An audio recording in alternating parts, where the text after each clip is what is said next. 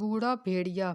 ایک بھیڑیا بہت بوڑھا ہوتا ہے، نہ اس سے شکار ہوتا نہ چلا جاتا۔ اس کے سارے ساتھی دوسرے علاقوں میں چلے جاتے ہیں، یہ سب سے پیچھے رہ جاتا ہے۔ بھیڑیے کو بہت بھوک لگی تھی، وہ بڑی مشکلوں کے ساتھ چلتا ہے۔ اس کے آگے گلیڈی، خرگوش سب ہوتے ہیں، لیکن اس میں اتنی طاقت بھی نہ تھی کہ ان کو بھی پکڑ کر کھا سکے۔ آخر کار اس کو ایک غار نظر آتی ہے، وہ اس کے اندر جاتا ہے۔ اس میں بہت سا گوشت پڑا تھا، وہ پیٹ بھر کر کھاتا ہے، پھر اس غار کے اندر چھپ جاتا ہے۔ کچھ دیر کے بعد وہاں پر بھالو شکار لاتا ہے اور وہ وہاں پر کھانے لگتا ہے۔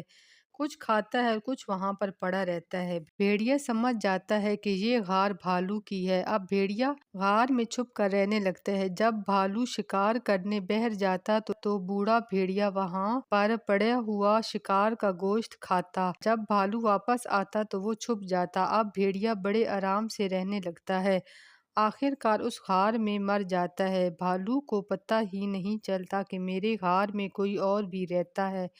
بھیڑیا اپنی آخری عمر غار میں آرام اور سکون سے گزارتا ہے۔